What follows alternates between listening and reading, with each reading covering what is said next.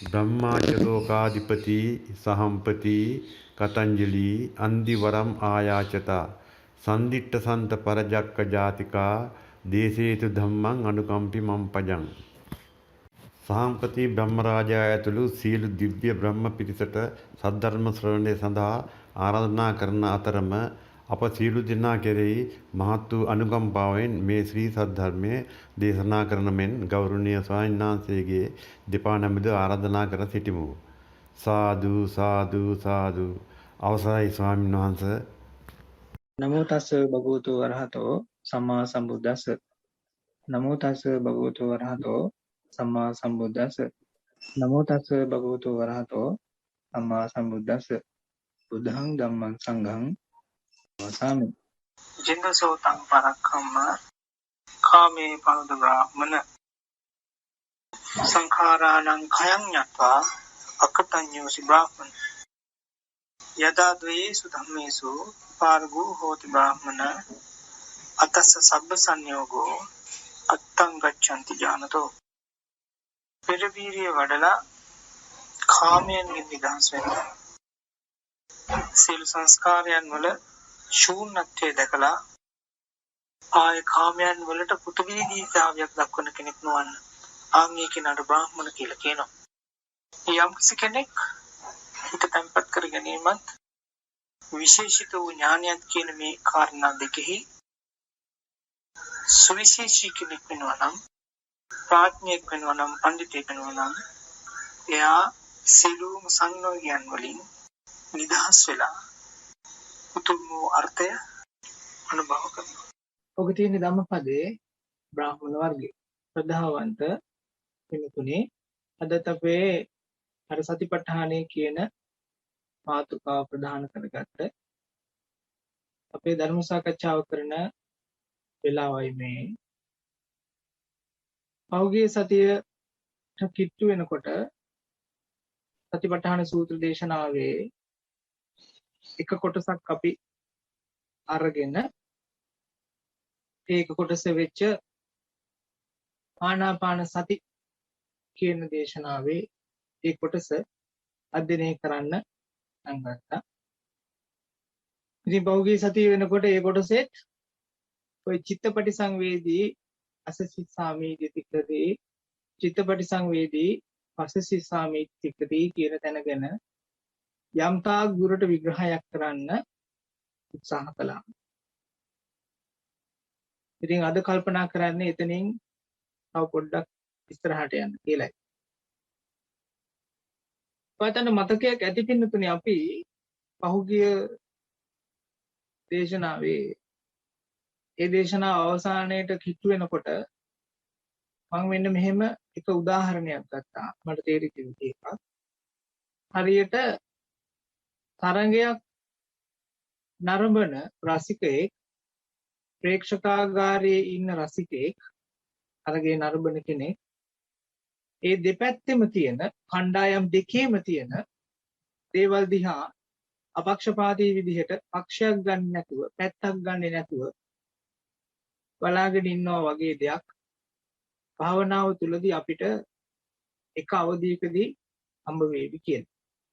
ඒකේ තේරුම තමයි ඔය කියන කොටසට එන්න කලින් අපි ආනාපානය දකින්නත් කලින් අර සද්ද බද්ද අහලා හිත දුවන ඒවා දැනගෙන ශරීරයේ මතු පිට තේරුම් අරගෙන ඒක වටේටම යන්නේ ඉගෙනගෙන ශරීරයේ ඇතුලේ ඉන්නේ ඇතුලේ තේරුම් අරගෙන ඒ ඇතුලේ ඉත ඉගෙනගෙන හුස්ම දැනගෙන ඔය හැම එකක්ම කරනකොට මගේ අදහස උනේ ඒ හැම දෙයකටම තිබිච්ච යම් කිසි මානසික සංඝටක කීපයක් තිබිලා තියෙනවා කියන එකයි අපේ හිත පිටිපස්ස. ඒ කියන්නේ එක්කෝ ඒ දේ හොඳයි කියලා ගන්නටත් එහෙම නැතිනම් ඒක ඕන නැහැ කියලා ප්‍රතික්ෂේප කරන්නටත් වගේ අන්න එහෙම කාරණා දෙකක අපි දෝලණය වෙමින් තිබුණ විත්තිය ඔයයන්ට අපි කතා කළා. එතකොට ඔය හිතාස්සේ තියෙන ඔය පාලනය කරන්න පුළුවන් ඒ ලක්ෂණය, ඒ පාලනය කරන ලක්ෂණය අපිට හම්බ වෙන්නේ ඔය කියන චිත්තානුපස්සනාව කියන ඒ අවධියේදී තමයි. එතකොට ඒක කරන්නටයි මගේ අර යෝජනා වුණේ මුලක ඉඳලම අර කමඨහන් වාර්තාව සුද්ධ කරන එක හෝ එහෙම නැත්නම් කමඨහන් වාර්තාව සකස් කරගන්න එක ඇත්තටම කියනවා. ඒක අනිවාර්ය දෙයක්. එහෙම නැතිනම් ආපස්සට බලන එක, විමර්ශනය කරන එක, මතක් කරන එක තමයි ප්‍රධාන මංගයක් වෙන්නේ, ප්‍රධාන කාරණේ, ප්‍රධාන සාධකය. ඉතින් ඔය කියන දේ අපි කරා නම් චිත්තපටි සංවේදී කියන කොටසට එනකොට ඒ අවධියේදී අපි භාවනාවේ ආපස්සට පිහිපත් කරන්න පටන් ගන්නේදී ඒ දේවල් වල තිබිච්ච ඒ හැම එකක්ම ස්පර්ශ කරනකොට ඒ දවසේදී භාවනාවේ ඒවා ස්පර්ශ කරනකොට ඒක පිටිපස්සේ තිබුණ චෛතසික මූල ධර්මයේ මොකක්ද කියන එක හඳුනාගෙනමින් එහෙම නැතිනම් ඒක තේරුම් ගන්න උත්සාහ කරමින් අපි භාවනාව කරගෙන ඉන්නේ. සිහිපත් කරා. මේක කල්පනා කරන එක නෙමෙයි. මේක සිහිපත් කිරීම. නම් මතකය ආවර්ජනය කිරීම. ඔය කියන මතකය ආවර්ජනය කිරීම කියන එකේ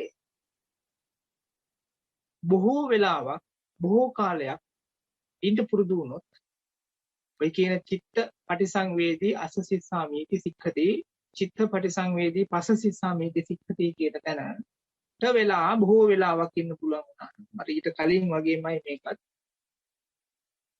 අන්න එතනදී අපිට හම්බ වෙන්න පුළුවන් මේකේ තියෙන සංඝටක ගොඩක් තියෙනවා කියලා. මේකේ අස්සෙත් මේ සිතුවිල්ල අස්සෙත් සංඝටක ගොඩක් තියෙනවා කියලා. ඒ සංඝටක හරියට තේරුම් කරලා දුන්නොත් තවත් විදිහකට මම දන්නවා මේක බොහොම අමාරු විස්තර කරන්න අමාරු කොටසක් කියලා. ඒක ගණන් ගන්න එපා. මම හිතනවා තේරෙවි කියලා. තේරෙන්න ඕන. නැත්නම් භාවනාව සිදු කරගෙන යනවා නම් හරියට සතිපට්ඨානයට අනුව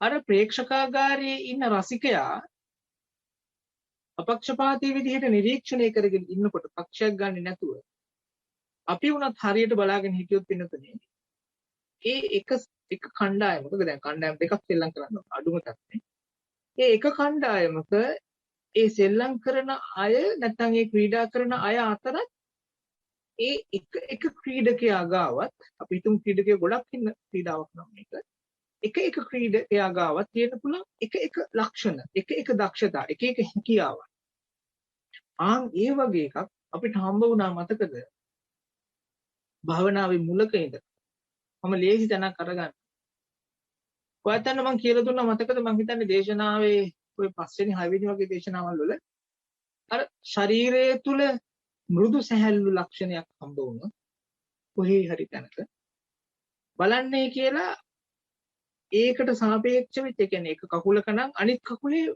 කොහොමද ස්වභාවය ඊට පස්සේ උපදේශයක් වුණා ඒ මෘදු සැහැල්ලු වගේ බව ඒ මෘදු සැහැල්ලු ලක්ෂණ ටික පුළුවන් තරම් වර්ධනය කරගන්න කියලා මුළු ශරීරයේ පුරාවට ඒක හරියට අර දක්ෂ ක්‍රීඩකයෝ එක්කෙනා දෙන්නව අල්ලගෙන ඒ වගේ දක්ෂතාවයකට අර අනිත් ක්‍රීඩකයන්ව පත් කර ගන්නවා වගේ වැඩක්. ඒකට මේකේ තේරුම අදක්ෂයා කියන එක න බහැර හරිනවා හෝ බහැර කළා දානවා හෝ එහෙම එකක් නෙවෙයි. කොහොම නමුත් අපි භාවනාව තුළදී හඳුනා ගන්න ඕන අපේ මේ කරගෙන යන ව්‍යායාමයේදී මෘදු සැහැල්ලු ලක්ෂණ කොහේ හරි ශරීරයේ මතුවුනොත් එහෙම හිත ඕකට පණින අනිවාර්යෙන්ම පණින. ඒ පැන්නහත් හිත මේකට ලං වුණත් කිට්ටු වුණත් ආය තවත් පැති වලින් ඒක නැති වෙලා යන්න පුළුවන්. අපිට මුදු සැහැල්ලු ලක්ෂණ ආපු විදිහට ඔයත් භාවනාවේදී කියනවා. භාවනා කමටහනදී කියනවා. හැබැයි ඒ වුණාට සමහරක් වෙලාවට ආය ශරීරයේම තියෙන මොකක් හරි තව වද වේදනාවක් හින්දා ඒක නැති වෙලා යනවා. මේක හරියට සුඛිනෝ දුක්ඛං උප්පජ්ජති වගේ. ඔක තියෙන අංගුත්තර නිකාය 8 සූත්‍රය හොයලා බලන්න ඕන. අපුසගහපති සූත්‍රය. ඒ කියන්නේ මගේ යෝජනාව උනේ අර පස්සද්ධි ගුණය මෘදු සැහැල්ලු ගුණයක් හදාගත්තා නම් හෝ ඇති වුණා නම් හෝ දැනුණා නම් තේරුණා නම් ශරීරයේ තුල තියෙන යම්කිසි කොටසක හදිස්සි වෙන්න නාකයි මේක වර්ධනය කරගන්න හෝ නැත්නම් මේකෙන් එහාට යනවා. අතරම කියනවා නම් මේකෙන් එහාට යනවා කියලා එහෙම හදිස්සි වෙන්න නාකයි හෝ අපේ කට්ටිය කරන එක තමයි පස්සද්ධියත් අනිත්‍ය හැටියට දකින්න ඕන ඒකත් බැහැර කරන්න ඕන ඔකට ඇලෙන්න හොඳ නැහැ කියලා එහෙමත් හිතනවා. ඒක ඉතින් හරි අහිංසකයි. මොඩයි කියලා කියන්න නාකයි මොඩයි කියන්න හොඳ නැහැ. මගේ යෝජනාව ওই පස්සද්ධි ගුණය කියන එක ඇති වෙච්ච විදිය හොඳට ඉගෙනගෙන ඒ ඇති වෙච්ච පස්සද්ධි ගුණය පුළුවන් තරම් මුළු ශරීරේ පුරාටම වර්ධනය කරගන්න. ඕක ගැන ඊට කලින් කියලා දුන්නා. ඒ වගේ වැඩක් අපිට හම්බ වෙනවා පින්නතුනේ. චිත්තානුපස්සනාවදිත් කරා. මේ එක කුසලතාවයයි එක ධර්මතාවයයි මේ සිද්ධ කරන්න බුදුන් වහන්සේ අපිට මේ උගන්වනවා. හැබැයි මේ චිත්ත සංඛාර පටිසංවේදී කියන කොටසට අඩිය තියලා ඒ චිත්ත සංඛාර ටික නැති කරගෙන ඊට පස්සේ චිත්ත පටිසංවේදී කියන කොටසට ආපු කෙනාට තමයි ඔය හිත අස්ති තියෙන ඒ සංඝටක ටික හඳුනා ගන්න පුළුවන්කම තියෙන්නේ. ඒක හරියට අපිට කරන්න පුළුවන් උනේ කොහොමද? අර කය දිහා බලාගෙන ඉන්න පුළුවන් වෙන විදිහේ සිහියක් තැම්පත්කමක් ඇති වුණාම ඒක දිහාම බලාගෙන ඉන්න කාලයක් ගන්න. ඒක හදිසිය වුණොත් එහෙම කකුල පටිනවා. භාවනා මාර්ගය තුල මම උදාහරණයෙන් කියන්නේ එක හිමීටම යන කෙනා බොහොම ඉක්මනට වැඩි වෙනවා. හදිස්සි කෙනා අල්ප ගාණක් ගන්න. හිමීටම යන කෙනා බොහොම ඉක්මනට වැඩි ඉවරයි. ඒකින්ද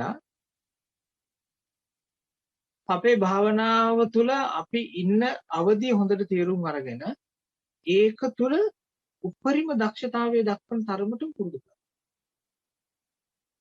කිසි ප්‍රශ්නයක් අපි යමක් ඉගෙන ගන්නවා අනිවාර්යෙන් ඒක. ඉතින් කොහොම නමුත්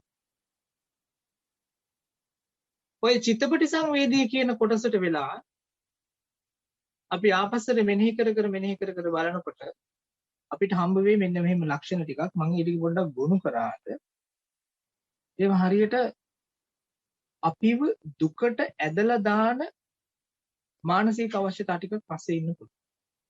උදාහරණයක් හැටියට ආනාපානය හොඳට තේරෙනකොට ඒ තේරෙන එකට අමනාපයක් දක්වන මනසක් අපිට තියෙනවා. ආනාපානය හොඳට තේරෙන්නේ නැති වෙනකොට ඒකට අමනාපයි කොහොමද? ආනාපානය හොඳට තේරෙනකොට ඒකට අමනාපයක් ඇති වෙනවා. එහෙම හිතක් අපිට තියෙනවා. ඒ වගේම මේ තියෙන ගැටලුව තියෙන ප්‍රශ්නය වැඩි කරන ඒ විදිහේ මානසික අවශ්‍යතාවයක් අපි ගාවක් තියෙනවා. එහෙම නැත්නම් අපි අසන්තෝෂ කරව අසතුටු කරවන්න යොමු කරන විදිහේ දර්ශනයක් දැක්මක් නැත්නම් අදහසක් අපේ හිතාසේ තියෙනත් පුළුවන් ඒ තියෙන ඒ අවස්ථාවන් වල. එහෙම නැතිනම් විශේෂම එකක් තියෙනවා බලපෑම් කරවන. උදාහරණයක් හැටියට කියනවා නම් තියෙන ආශ්වාසයට හෝ තියෙන ප්‍රාශ්වාසයට බලපෑම් එල්ල කරනවා. ඒක වෙනස් කරන්න උත්සාහ කරනවා. ඒක මාරු කරන්න, ඒක සකස් කරන්න අන්න ඒ වගේ දේවල්. පාලනය කරන්න හදන හිතක් තියෙන්නත් පුළුවන්. මේ වගේ තියෙන මේ වගේ අපිව කලබවන්න උත්සාහ කරන යම්කිසි අවශ්‍යතාවයකුත් අපි ඔය දකින්න හැම අවස්ථාවකදීම අපේ පිටිපස්ස ඇවිල්ලා අපිට කතා කරන්න පුළුවන්. මම එන්නේ ඒකටයි කිව්වේ අපි රූප දෙන්නවා කියලා. ඔයතන මතකයි. ඒ කියන්නේ අපි කොච්චර උත්සාහ කළත් භාවනාව තුළ මේක කරගෙන යන්න අර හිත අස්සෙන් කතා කරලා කියන යම්කිසි ධර්මතාවයකදී තියෙන්න පුළුවන්. අර තියෙන සන්තෝෂය විනාශ කරලා දාන්න. අපිට තියෙන නිදහස නැති කරලා දාන්න. අසන්තෝෂය වර්ධනය කරනවා. දුකට පමුණුවනවා. මේ තියෙන වටපිටාව ටික කලබල කරනවා. ඊට පස්සේ ආයෙ කිව්වොත් එහෙම විශේෂයෙන්ම මේක පාලනය කරනවා. මේ වගේ ලක්ෂණයක් අපේ හිත අස්සෙන් කතා කරලා කියන්නේ. ඇත්තටම කියනවා නම් ඔය සිද්ධ වෙන්නේ ඒ ක්‍රියාත්මක වෙන්නේ අපේ හිතේ තියෙන සාමාන්‍ය ස්වභාවය. සාමාන්‍ය ජීවිතයේදී අපි සිද්ධ කරන වැඩ කටයුතු කරන යම්කිසි විදියක් තියෙනවද ඒක තමයි වෙ සිද්ධ. කොහොම නමුත් ඔය අතර තියෙනවා තවත් කොටසක් කොහොමද අපිව ප්‍රශ්نين විසඳන විදිහට මේ ගමන් කරන පැත්තක් තියෙනවා. ඊට පස්සේ අපිව කලබලයක් නැතුව සමාහිත කරන විදිහට අපි යොමු කරන මානසික සංගठित ටිකක් තියෙනවා. පාලනය කරන්න හිතන්නේ නැතුව පාලනයකින් තොරව පාලනය වෙන්න ඉඩ දෙන විදිහේ අදහසක් එහෙම තියෙන්නත් පුළුවන්. ඒ වගේ අදහසක් එක්කත් ඔය කියන ආශ්වාසය දකින්න, ප්‍රාශ්වාසය දකින්න, ශරීරයේ දකින්න, ප්‍රීතිය දකින්න, සුඛය දකින්න, හිත දුවනවා නම් දුවන එක දකින්න, සද්ද ඇහෙනවා නම් සද්ද ඇහෙන එක දකින්න. ආන් මේ හැම එකකටම අපිට භාවිතා කරන්න පුළුවන් ක්‍රමයක් මේක ඇස්සේ තියෙනවා. එතකොට ඒ දේවල් දිහා ගොඩාක් කාලයක් බොහෝ කාලයක් ඔය කියන චිත්තපටි සංවේදී කියන කොටසත් එක්ක රැඳිලා ඉන්න අපිට හම්බ වෙනවා. මේ හිත අපේ පිටිපස්සේ ඉඳලා අපිට තල්ලු කරන ඒ වගේ පැති දෙකක් තියෙනවා. පැති කීපයක් තියෙනවා.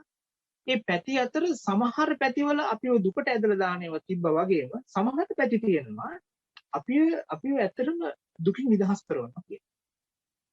මගේ තේරුම හැටියට ඔන්න ඔය දුකින් නිදහස් කරන පැති ටිකයි අපි ඉගෙන ගන්න ආනාපානයේදී අර අභිප්‍රමෝදයන් චිත්තං සමාහිතං චිත්තං විමෝචං චිත්තං කියන ඔන්න ඔය කාරණා තුන.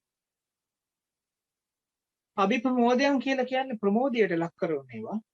අපිව සන්තෝෂ කරවන නැත්නම් කලබල නැති කරවන. ඒකෙන් ආවම ඊළඟට කොහොමද සමාහිත භාවයකට තමයි එන්නේ. සමාහිත කියලා කියන්නේ තැම්පත් කරවන, හිත සකස් කරවන, කලබල ස්වභාවයෙන් බැහැර කරවන. ඒ වුණාම අපිම ඉගෙන ගනිවි දුක කියන එක හදාගන්න ඒ මානසික අවශ්‍යතාවයේ නැතුව ඒ දුක නැතුව කරුණු කාරණා එක්ක රැඳිලා ඉන්නේ කොහොමද? ඒ දුක නැතුව ආස්වාසේ සහ ප්‍රාස්වාසේ දකින්න කොහොමද? දුක හදාගන්න දේවල් වලින් නිදහස් වෙලා විමුක්ත වෙලා බැහැර වෙලා අර කියාපු සද්දය අහන්නේ කොහොමද? හිත දුවන එක දකින්නේ කොහොමද? ශරීරයේ උඩ මැස්සු නලිනවා නම් උන්ව දැකගෙන ඉන්නේ කොහොමද? ශරීරයේ අභ්‍යන්තරයේ මෙනෙහි කරගන්නේ තේරුම් ගන්නේ කොහොමද? ආස්වාසයේ ප්‍රාස්වාසයේ තියෙන විදිහට දැනගන්නේ කොහොමද? ප්‍රීතිය දැනගන්නේ කොහොමද? සුඛය දැනගන්නේ කොහොමද කියන වගේ මේ හැම එකකටම ඔය කියන කාරණා ටික අපි පුරුදු කරන්න පටන් ගන්නවා. අන්න එතකොටයි පින්නතුනේ අපි අභ්‍යන්තරිකව දුකෙන් නිදහස් වෙන්න ඉගෙන ගන්න අය බවට පත්වෙන්නේ. අපි හිතන්න නාකයි බුදුරජාණන් වහන්සේගේ මේ ධම එක්තරා ප්‍රතිපදාවක් කරගෙන යනකොට ගාල වැටෙන එකක්. එහෙම වෙන්නේ නැහැ. අනිත් ආගම් වල කියන්නේ මහා බ්‍රහ්මයා මේ ලෝකෙ මවනවා එයාට ඕන විදිහට පාලනය කරනවා. බුද්ධ ශාසනය උගන්වන මහා බ්‍රහ්මයා තමයි ඔබත් මම. අපි තමයි මේක මවන්නේ. මනෝ පුබ්බංගම ධම්ම. ওই මනස ඔයත් උගාවයි මං ගාවයි තියෙන්නේ. අපි මේක සාදාගන්නේ අපි මේක නිෂ්පාදනය කරන්නේ මේකේ දුකට යන පැත්ත හඳුනාගෙන ඒ දුකෙන් නිදහස් වීමත් සැපතට නැත්නම් ශාන්තියට නිවනට යන පැත්ත හඳුනාගෙන ඒක පුරුදු කිරීමත් කියන දෙකම අපිමයි කරන්නේ. එතකොට භාවනාවේදී අපි ඉගෙන ගන්න ඕනේ අපිව අර අභිප්‍රමෝදය කියලා කියන ප්‍රමෝදයට ලක් කරවන්නේ නැති මානසික සංඝටක මොනවද? අසමාහිත කරන සංඝටක මොනවද කියලා හඳුනාගෙන අපිව විමුක්තියකට නැත්නම් අතහැරීමකට, නිදහස් වීමකට, බැහැර කිරීමකට, ශාන්තියකට, සැනසීමකට පත් කරවන්නේ නැති අදහස් මොනවද කියන මේ හැම එකක්ම තේරුම් ගන්න. එතකොට පින්නතුනේ අපි අවංකවම භාවනාවේ යෙදෙනවා නම් මේ කියාපු හැටියට මේ පේන්න පටන් ගන්නේ ඔයත්තන්ගේ මගේ ජීවිතවල ජීවිත කතාව. සාමාන්‍ය ජීවිතේ කෙනෙක් ඉන්නවා කියන්නකො හැම එකම පාලනය කරන්න ඕනේ. එයා භාවනාවට ගියත් කරන්නේ ඕකම තමයි. ඕකම තමයි. හැබැයි එයාට ඒක වෙනස් කරගන්න තේරුණා කියන්නකො. ඒ කියන්නේ වෙනස් කරගන්න ඕන කියලා හිතුණා කියන්නකො. දන්නේ නැහැ ක්‍රමය මොකද්ද. දැන් ඔය එතන තියෙන ක්‍රමය මොකක්ද? අන්න ඒකයි බුදුරජාණන් වහන්සේ දේශනා කරන්නේ සතර සතිපට්ඨානය තමයි හැම දුකකටම හැම ශෝකයකටම හැම කරදරයකටම මේ දේවල් වලින් නිදහස් වෙන්න භාවිතා කරන්න තියෙන එකම මෙවල. ඒක කොයිතරම්නම් සාධාරණද? ඒක කොයිතරම්නම් ඇත්තක්. ඉතින් ඔය කියන විදිහට භාවනාවේදී ඔය කියන ලක්ෂණයන් ටික අපි හඳුනා ගත්තා නම් ඒව හඳුනාගෙන අර දුක දැකලා ඒ දුකින් නිදහස් වෙන්න ඒ දුක දැක දැක දුකට අත පොවන්නේ නැතුව දුක නැති විදිහකින් ගමන යන්න ඉගෙන ගත්තා නම් අන්න ඒ කෙනාට තමයි නිවන සාක්ෂාත් කරගන්න පුළුවන්කම. පින්නතේ මේක එතකොට ඔය ඇත්තොත් මමත් අපි වෙනුවෙන් කරන්න ඕනේ. මේක ඇත්තටම සජ්ජායනාවකින් හෝ ප්‍රාර්ථනාවකින් ලැබෙන එකක් නෙවෙයි කියලා දැන් ඔයත් අන්න තේරෙනවා ටිකකින් බලාපොරොත්තු. ඒක එසේම වෙන්න. මේක අපි වෙනුවෙන් කරන්න ඕනේ. බලාපොරොත්තුවක් හදාගත්තට හෝ ප්‍රාර්ථනාවක් කළාට මේක සාක්ෂාත් වෙන්නේ නැහැ. මේක ලැබෙන්නේ නැහැ. මේ සංසාරගත මේ ප්‍රශ්නේ හදාගත්ත කෙනා අපි නම් ඇත්තටම අපේ මහා බ්‍රහ්මයා අපිම තමයි මේකේ තියෙන ඌමනා එපා කන්ටින් හදාගෙන මේ ශරීරය අපිට ඕන විදිහට සකස් කරගෙන මෙහෙම තියෙන්න ඕන මෙහෙම තියෙන්න ඕන කියලා හිතාගෙන මේ ගමන යන්නේ. එතකොට මේකෙන් නිදහස් වෙන ඒ කාරණාව सिद्ध කරගන්නට පුළුවන්කම තියෙන්නේ ඔබටත් මටත් අපිටම. එතකොට පින්නතුනි භාවනාව තුළ ඔය කියන ලක්ෂණයන් ඇති කරගන්න පුළුවන් නම් හදිස්සි වෙන්න එපා. චිත්තානුපස්සනාව තුළ තියෙන ඕවම එහෙනම් විඝාට කරගන්න යන්න ඕනේ එහෙම කියලා. එහෙම එකක් නෑ මේක ඇතුළත. ඉස්සෙල්ලා තමන් ඉන්න ඔබට කියන පරණ භාෂාවේ ඉන්න අහ කියලා. තමන් ඉන්න තැන හොඳට තේරුම් ගන්නට අවංකව. සාමාන්‍ය ජීවිතය තුළ තමන් කල්පනා කරලා බලන්න තමන්ගේ කල්කිරියාව ගත වෙන විදිහත් එක්ක තියෙන දේවල්. ඒක හරියට තේරුම් අරගෙන ඒක අනුමත කරන්න. තමන්ගේ වැරදි තියෙන්න පුළුවන්. ඒව අනුමත කරන්න. මංගා මේ වැරද්ද තියෙනවා.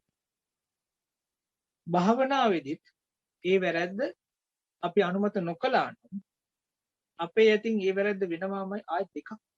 පැහැදිලිවට මම කියන්නේ. ඒ වැරද්ද වෙනවාම.